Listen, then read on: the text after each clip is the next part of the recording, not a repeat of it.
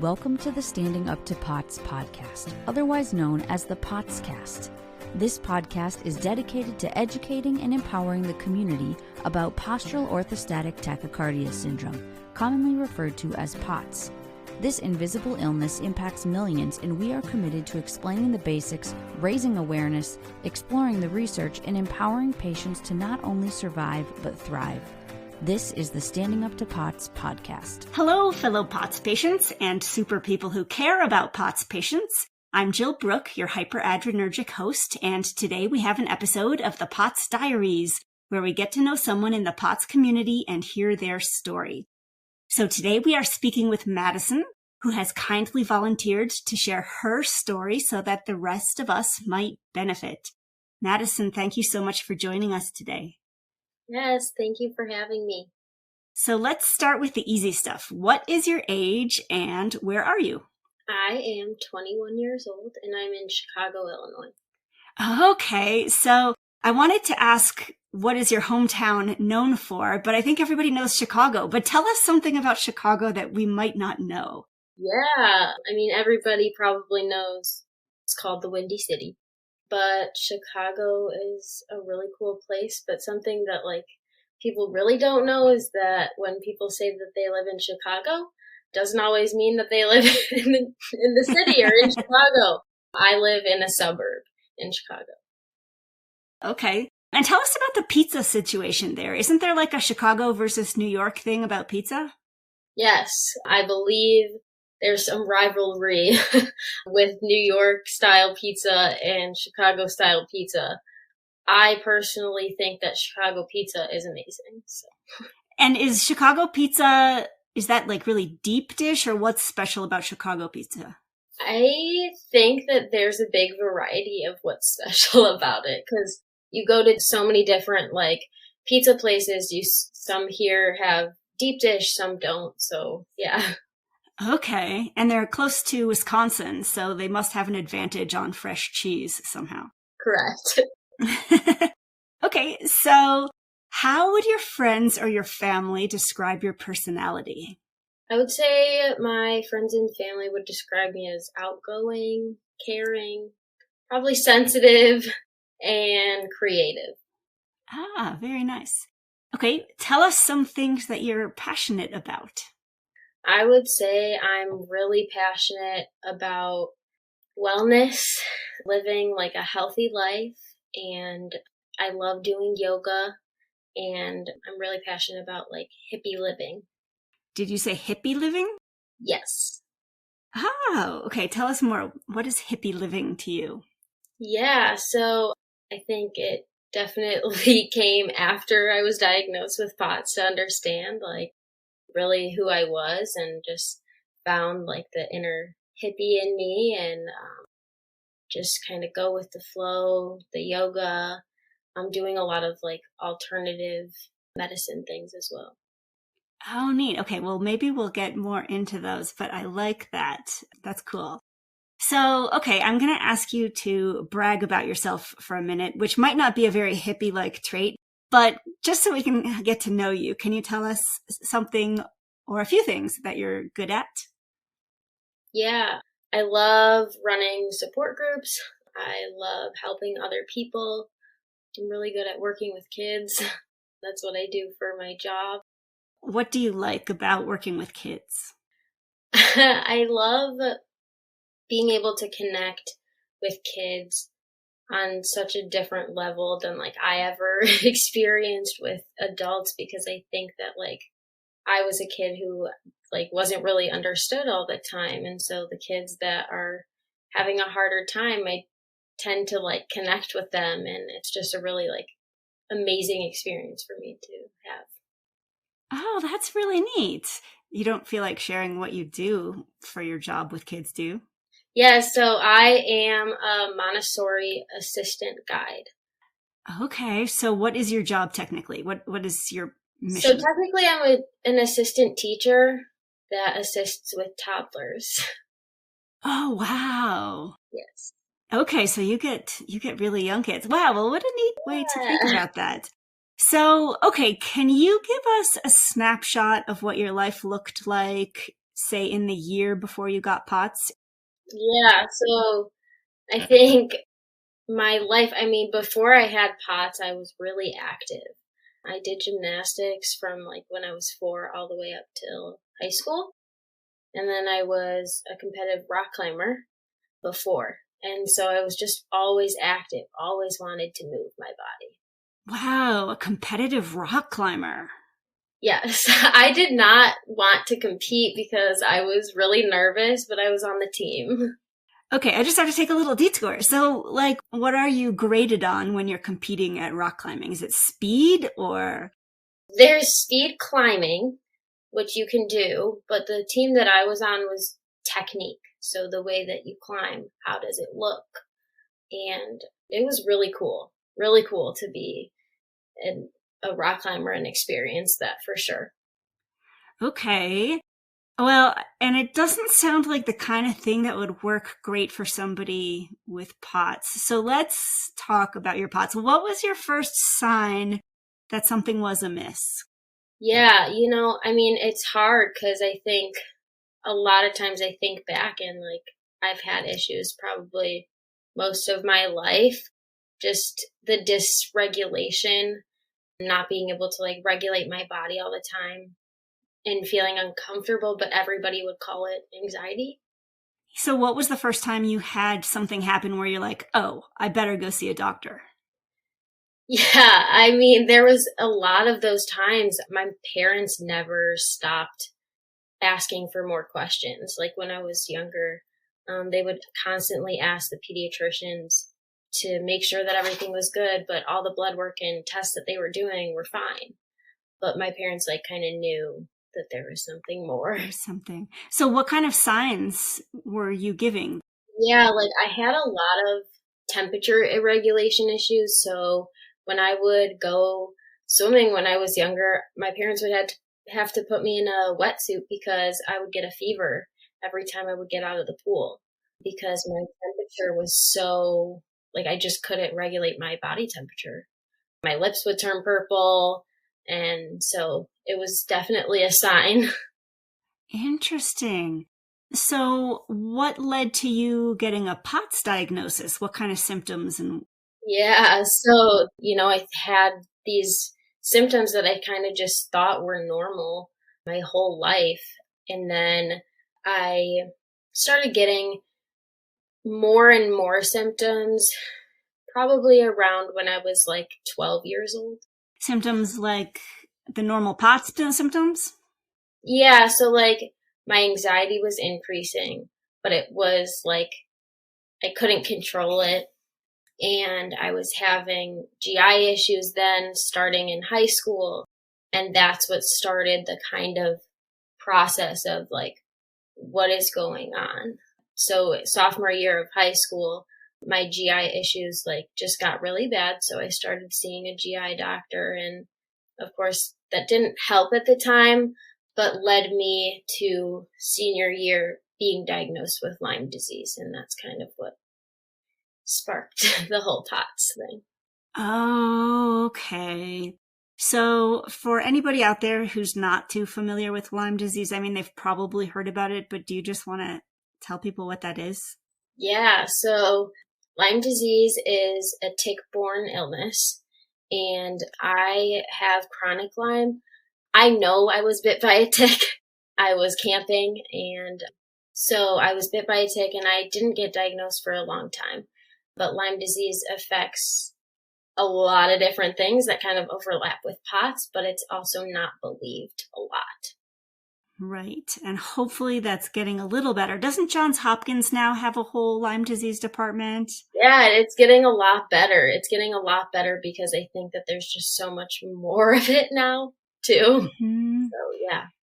Yeah. My understanding of Lyme disease is that it can really mess up your immune system, among other things, right? It can really mess up your immune system completely. Okay. So do you have some effects of that as well in addition to your POTS? Yeah, so it's hard to know, like, what's what, because I was diagnosed with Lyme disease first, but that's what led me to the diagnosis of POTS because I tried to treat my Lyme disease and actually landed in the hospital with like a GI bleed because I was sick from the antibiotic from like the mast cell and stuff. And so I think that just sparked everything from the POTS. So it's hard to know like which piece is which. Yeah. So if I have this correct, you have chronic Lyme disease, which means that you might have some bit of nasty tick something still in you that makes your immune system really angry. And that can trigger mast cell activation syndrome in some people, right? That's the thinking? Yep. Which can then also roll into POTS? Yes, it can roll into POTS for anybody, really. Like if that occurs and I already had it. Mm-hmm. So I didn't know at the time, but I already had dysautonomia and I already had POTS. So it kind of just exacerbated everything. So I'm really sorry this happened to you. That is a nasty trio of things. Can I ask, so at your very worst, what did a day look like for you? What were your symptoms? Yeah, I think that to go off of like the worst days, I think I've had a couple. And I think that, definitely the first time that I got sick and wasn't able to walk, that was really hard because I felt stuck. I think that like the days looked just kind of dark and gloomy. And it was in 2020, I had lost my ability to walk for 7 months with a flare. And I think in the worst times, my days just pretty much looked like surviving. Like today, I'm just going to survive. And that's what I'm going to do. What did you do to make it through the day then? Yeah, I did some Legos during that time. I did a lot of art. Art was kind of my healing process. I did it every day, no matter what kind of art, coloring, painting. I just think that truly allowed me to express what was going on inside. Did your art have any themes to it? Like, oh yeah, definitely had some themes to it at some point. It's funny because it started off with like very basic coloring with quotes and positive quotes everywhere. And then it went to just, abstract, freehand. I'm just going to do this, and just kind of brought out like the emotions. You could totally see some of the emotions each day that I was doing art. Do you feel like that took you on a journey? Do you feel like you ended in a different place than you started because of that art? Yeah, I did. I got really lucky and was able to go to a program that kind of helped heal my mind-body connection. And what they do is they use art and writing therapy. And before that, like I was already doing all this art. And so going into that program and doing all this art for me, like I think that's where I learned like that was therapeutic, that art was therapeutic the whole time. Neat. Would anybody benefit from this, or do you have to have some artistic skill to do it? No, I think anybody would benefit from it. The program, unfortunately, that I went to is in California and doesn't accept out-of-state patients anymore. It was just like during COVID. Yet I'm using kind of my knowledge of what I experienced through them and using it with what I'm doing in school, of becoming a health and life coach, so that I can put those two together. Very cool. Should we talk about that now? Or no, sorry, I'm going to make a note. I want to talk about that. But first, I guess we were sort of at the point where you were on your worst days. You couldn't walk for 7 months. Was that because you were too fatigued, too dizzy, or? So I neurologically lost my ability to walk. Everything was coming out normal. I got an EMG in my leg. Everything was normal with my nerves, and then was diagnosed but not put in my charts with like functional movement disorder. And meaning that they thought it was all in your head? Is that what functional movement disorder means? So lucky enough, the reason they didn't put in my chart, like that they thought that that's something that's going on, was because it was a dysautonomia doctor, because he thinks that it is going on along with everything else, which is controversial. And I don't really think that way, because I think that it's more the dysautonomia, which I now understand that it's just more of the undiagnosed form of dysautonomia that I have. Can you walk now? Yes, I can. So how did you get from in bed 7 months to being able to walk now? The program helped me a lot.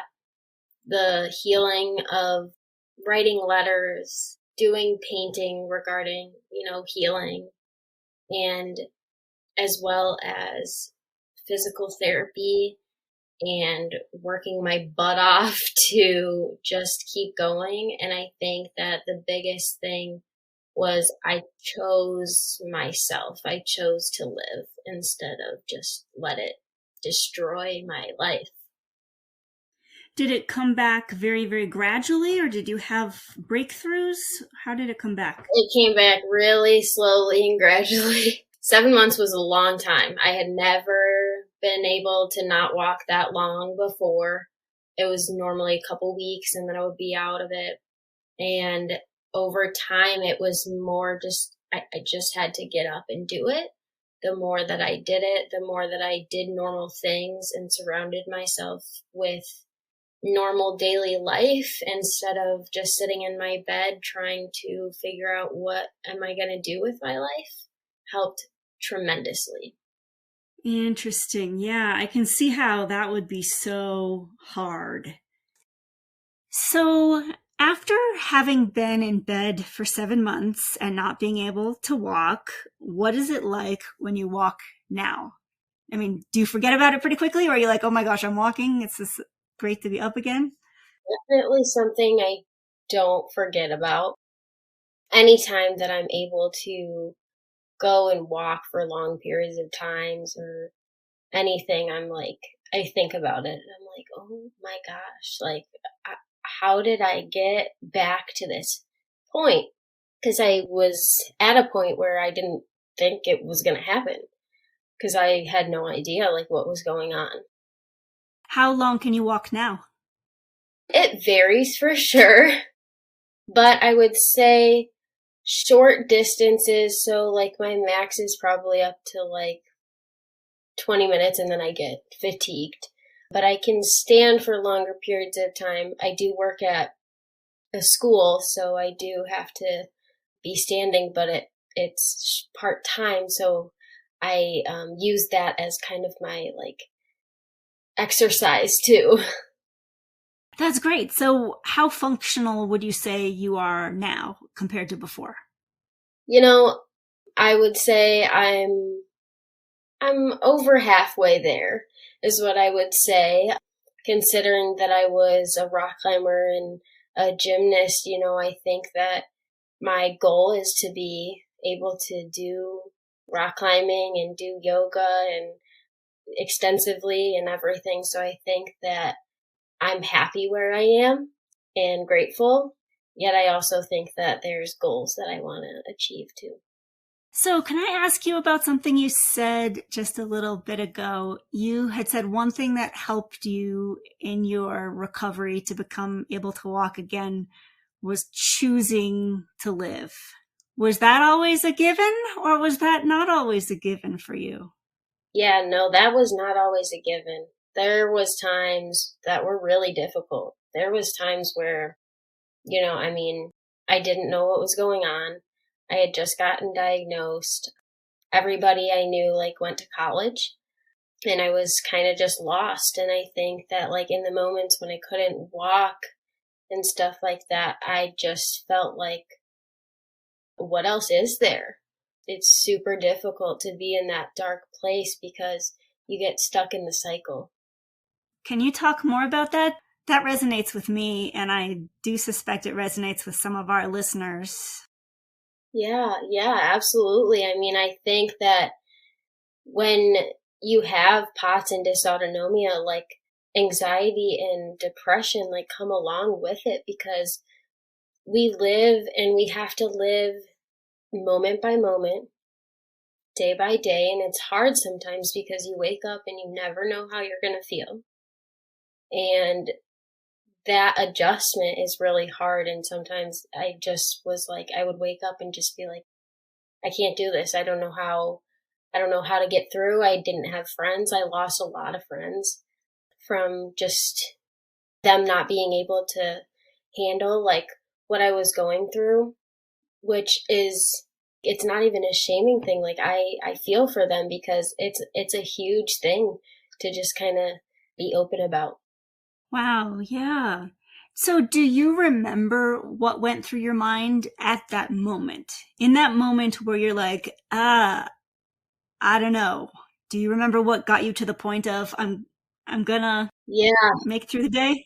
Yeah, I mean, truly, I remember that I was just like, I can't live like this anymore. Something needs to change. Like there needs to be a change. And I'm like a very full of life person, like before my POTS and everything like that. And I think when I got diagnosed, like that just kind of went away. And, you know, I think what I was feeling then is just lonely, afraid. I didn't know where to go, and I knew something needed to change. Is there anything you would tell that version of Madison if today's Madison could like magically send a message? I think that if I could say anything to that Madison and everybody else that's going through what I have gone through, it's simply that the mind and body is so connected.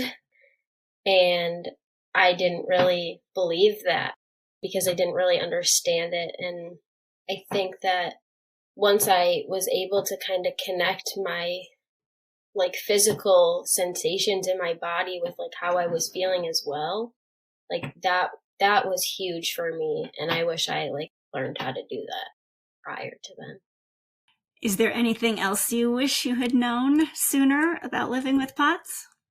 You know, I mean, it's, I think, a journey for all of us that live with it. And there could be so many different things that I could say that I wish I knew. But I think that the most important thing was that, and never giving up. Like, truly, I feel for like my past Madison, and I feel for the people that I work with in support groups and stuff like that go through it. And I just, you know, I feel for them and just never to give up. So can you tell us more about the support groups that you run?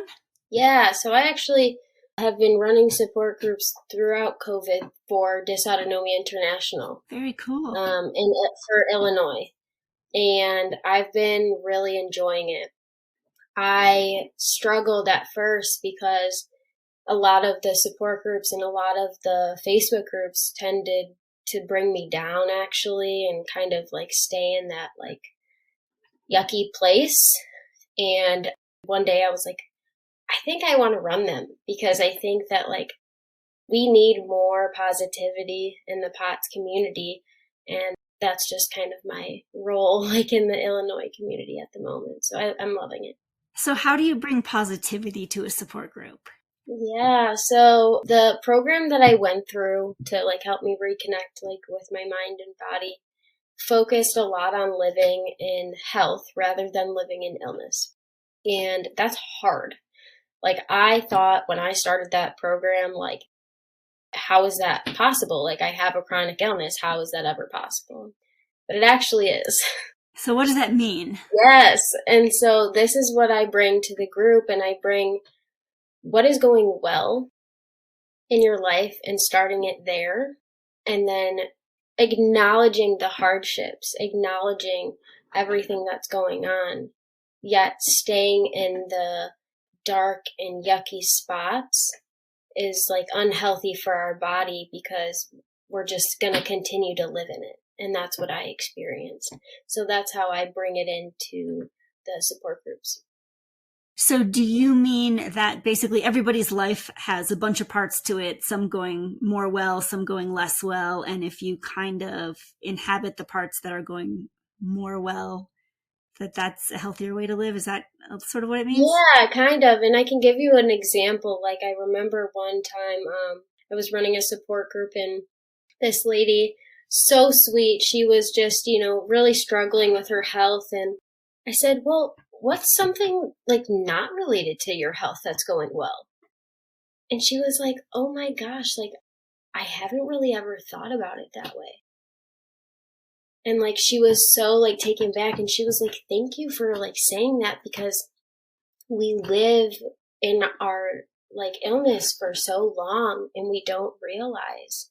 And I didn't realize for so long. I mean, it took me till last year to figure it out. So that's great. And that reminds me a little bit of something I've heard other people say about anything bad in your life, whether it's losing a loved one. It's that one strategy is not to try to necessarily fix what's wrong. It's just to add more pieces of your life that are uplifting so that the part that's not going so great doesn't dominate everything. And that sounds really smart. Yeah, and that truly, for me, was the best medicine, I think. So now that you have more options about what you can do all day, like you're not stuck in bed, what are your favorite activities?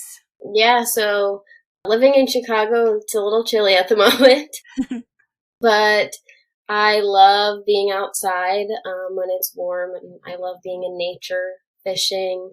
I mean, fishing I did when I couldn't walk either. My dad would pull me in my wheelchair and go over the hills and everything, and we would go fishing, and that's just something that I've just continued to do. It's just peaceful, and other than that, I do yoga and meditation now that I can move my body a little bit more, but not pushing it too much. What is the best way that people can support you these days? I think that just giving me time to acclimate to any change. I think that somebody with POTS constantly has changes in their life. And I think to be best supported is to just show compassion and to not say that you fully understand, because we're all our own people, right? So even me and you or somebody else with POTS, like we're so different. So we don't understand necessarily. So I think that's what I would say. Yeah. So I interviewed a patient a couple weeks ago who is doing a research project about emotional intelligence in POTS patients, because one of her doctors, I think at the Mayo Clinic, had said to her, how come all the POTS patients are highly emotionally intelligent? And I was just curious, since you run support groups, it sounds like, does that fit with what you see, or? Yes. Oh my gosh. That's amazing. And I think that running support groups and figuring out my journey with POTS and just understanding like emotional intelligence is a huge piece of it. Okay, slight change in topic. Do you have any things that you must do every day or every week to stay feeling better? Yeah, I mean, I do take my daily medication. I drink as much water as I can. I salt my food is the best way for me to get my salt intake, and really focusing on that, and my breathing has been 100% something that I didn't really know that I needed to like practice doing, because that sounds weird because we breathe every day, but I noticed that like I held my breath a lot just from like the tension. So interesting. Has anything positive at all come from your having all this? Is there any silver lining at all? Yeah, I think there's a lot. I think there's a lot of silver lining as much as, I've been through and went through and go through every day. It's given me, a purpose to help other people, to share my experience, and to kind of just like have the push to like be myself and not be like anybody that like who wants me to be that person. Like I just want to be me. That's great. Do you think that this whole experience has changed your personality very much? Like, do you think you are on track to be somebody else? Yeah, I think it's changed my personality quite a bit. I think that, just looking back from high school even, like I think just my mindset is so different. Do you feel like you're much stronger now? Like, it seems to me that if being in bed unable to walk for 7 months didn't get you, then not a lot could get you. Do you kind of like feel at this point that you're like, Yeah. I mean, there's a little bit invincible? Yeah, exactly. I feel like it definitely depends on like the environment. And I think that that's all where it comes down to is like I've been surrounding myself around healthy environments. And I think that that's really helped the strong feeling in my like mind as well. Mm-hmm. Do you just know a healthy environment when you see it? Or do you have any like parameters where you sort of are like, this is a healthy environment that I will seek out, and this is something I would stay away from? And Yeah, no, I actually, no. The answer is no. You don't see it at first.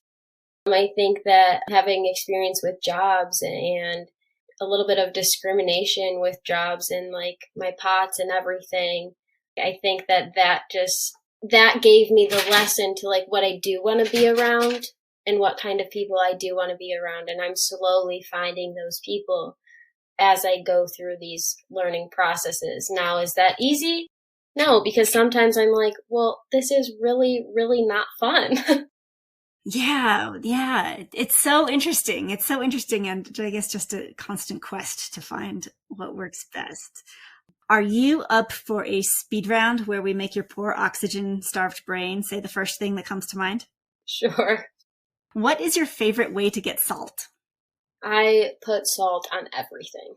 What is the drink that you find the most hydrating? I just drink water or ice water. What is your favorite time of day and why? My favorite time of day is probably from like 11:30 to like 4 o'clock because that's when I feel my best. Nice. Where is your favorite place to spend time?